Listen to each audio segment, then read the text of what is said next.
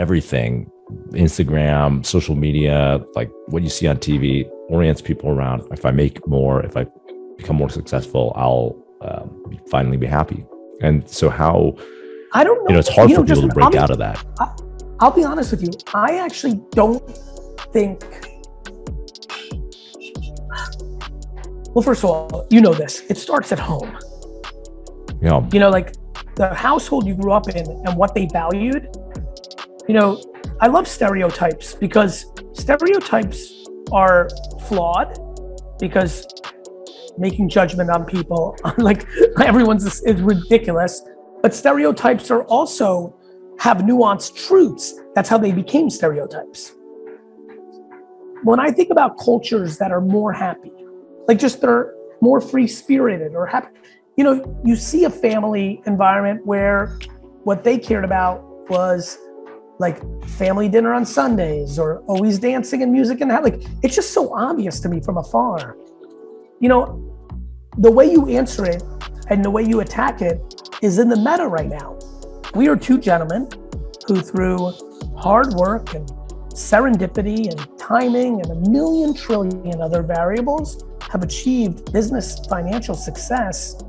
Yet we feel compelled, like a fly going to the light or those bugs outside in the summer, to talk about these things because we just inherently know that if you think a Ferrari and a Rolex is gonna make you happy, you are delusional. And like, and we've taken on this, and we've experienced it from different angles and different lenses. I'm coming from a place of somebody who has never showed that. I was never attracted to it. None of my friends were that. I've never showed that in my content. It's not what I like. I also feel like I over-demonized it. I've had a couple friends who really like a good Lambo or a watch, and they get tiffed or they disagree. And I'm like, you're right. I actually say I'm wrong. I'm like, you actually, like, I've heard you talk about that watch. You spent 4 hours talking about the breakdown of how it works and the craftsmanship. But the reason I say it is because 97% of people do not buy Rolex for its craftsmanship. 90%, exactly. 85, whatever number you want to use. And so I think it's important to teach the kids that, and not even the kids, the 60-year-olds, because it's never too late to change. So I just think it's the meta. I think you just try. We choose what we're about. We choose what we talk about.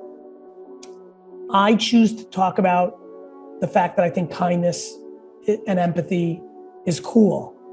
I also think that accountability is required because so much of our issues is that.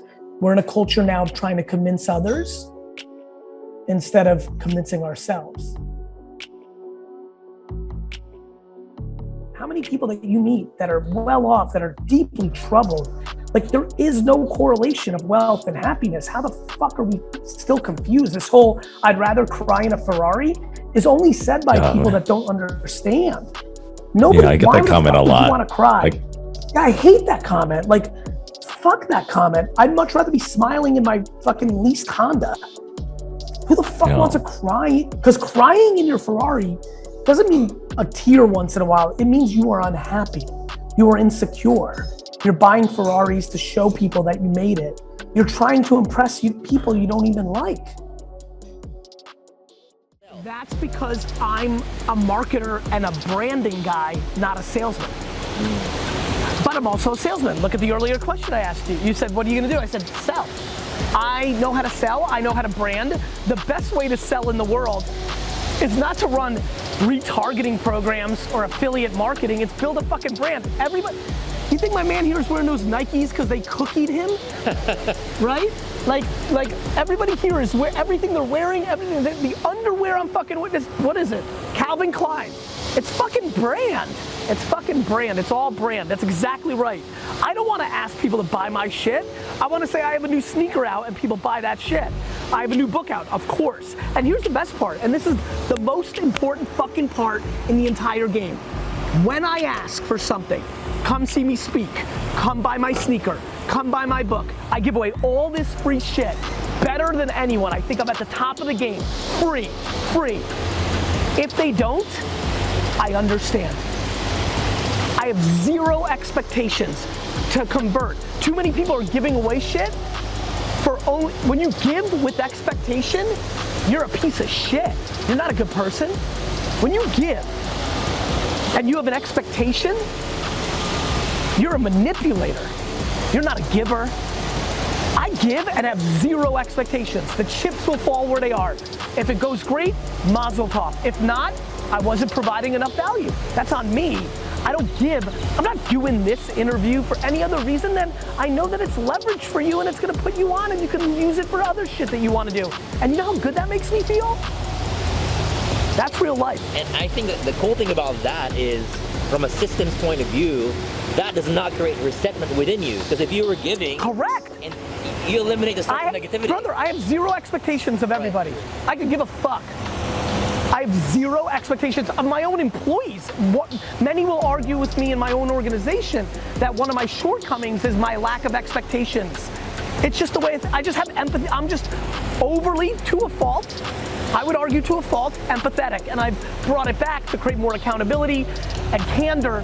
But yeah, man, that's it. You're very smart to follow up what I said by that. That was a very good job by you. That's the right insight. You know why I'm always fucking happy?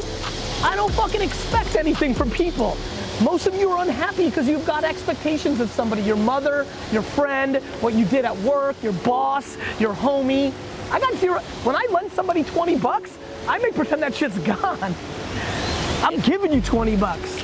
Yeah, it's funny. I had one funny question here. I was debating on whether to ask, and I'm gonna fucking ask it. Kind of ask it. I'm gonna put my 2 cents. But yeah. The question is, what was your payout from your dad's wine business to build this business? And my answer in my mind is like, dude, it's the work ethic, it's the grind, it's the integrity. Financially, it was zero. Financially, it was zero. When you know, VaynerMedia was started by me selling a client from Gillette an $80,000 program, and that was the money that was started. The payout was dick. I had 0% of the business. I didn't get a loan, nothing. I built that business for my family because my family brought me to America and raised me perfect. And so, nothing. The payout was $0. $0. That's why when people talk shit, I laugh. I competed against people that raised $1 million. Like people like, you were given a liquor store. I sure wasn't. Like, come and fucking look at my fucking taxes. Come see me, motherfucker. I built my fucking parents' liquor store for them. Facts. Now come see me. When you got an excuse that, oh, easy for you, Garyvee. You got a $3 million liquor store. Dickface, go read the fucking articles.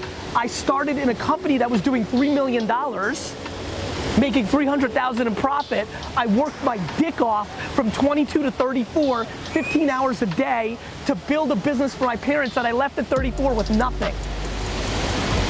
Now tell me who had it worse. Dick? There you go. Yeah, there I go. And that's my thing, right? For years, I never clarified that. The reason I'm not mad at people for saying it is I didn't talk about it because, you know, it was a family business. I didn't know, like, I didn't want to put my family's business out there. But now I talk about it with fire because I'm just tired of your excuses. And fuck me, who gives a fuck what I accomplish? Don't look at me. Look at somebody who's fucking born in like the deep jungles of like whatever and comes to America and fucking eats you. My parents did it better than me. Fuck me, my parents came here with nothing. Lived in a studio at 23 years old with $100. Fucking, forget me. There's 50 million people that came from dick shit and fucking made it. So what the fuck's your excuse? Entitlement, you're fucking entitled. If you ever bought a $5 Starbucks coffee, you're fucking soft. If you ever in your life bought a $5 fucking coffee from Starbucks, you are fucking soft.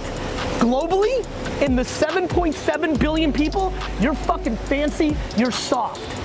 A $5 fucking cup of coffee? Fuck you. So I don't want to hear it from the people in my comments or people like behind my back. You live in fucking, you live in like 99% of my comments are from people in first world countries. Like, fuck you. What? Your best friend's parents bought him a BMW and not you? You fucking soft piece of shit. I can't deal with it. It's fucking ridiculous. People are, oh, you're mad at your homie because his parents, her parents paid for their Coachella trip, but you had to work to pay for yours? You went to Coachella. to you. I have a lot going on. Why do I want to do this 45 minutes? A, I want to keep seeing you win because I see something from afar in the way you're doing it. And Appreciate you. when you're up to something and you see somebody else have the potential to like expand on it, we need as many allies into mental happiness as possible, you know, and so that. But number two, it's because it's me living the answer to your question by allocating time. Time is my biggest asset. And for me to allocate 45 minutes to talk about it is me doing what you asked, which is, I know I have a platform right now. I especially have a very unique platform. I have incredible, right now that every kid wants to be an investor and a businessman, it's fucking crazy. It must be crazy for you too. When we were growing up, how old are you, Justin? It was not. I'm 38. I'll be turned 38 this year. Amazing. So you know this because you lived it too. It's insane. Like every 14-year-old, boy, girl, I'm an investor. I'm an entrepreneur. I'm going to be an influencer, make my own money. Like this is like, it's like the whole world turned into who I was at 14.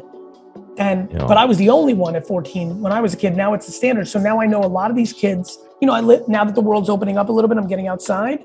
There's been a lot of growth even in the last 18 months. Like I walked by a gaggle of 15-year-olds that like, they start losing their mind. And I'm like, oh my God, this is getting crazy. So what do? I'm very thoughtful about what I put on TikTok. And if I can get those kids, if they think I'm cool, if I can get them addicted to happiness around good things, kindness, like doing it for yourself, not for anybody else, all that stuff, then you're leaving a little bit of a legacy. I love that. Which is absolutely my selfish place. My selfish place is the curiosity of how big of a legacy can I build? And the only way I know how to build a legacy is not how much money I make. Nobody gives a fuck.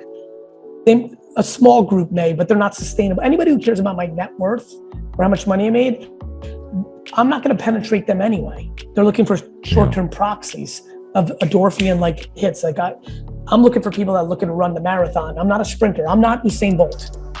I'm not a sprinter. I'm a marathon runner. I'm in Kenya every day running 400 trillion miles, you know?